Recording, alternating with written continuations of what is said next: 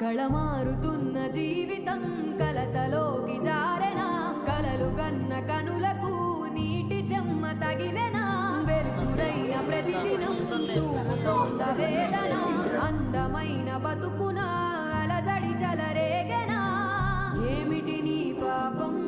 ఏమిటి నీ నేరం చీకటి ముసిరిందే చిటికల్లోనా తీరదు నీ శోకం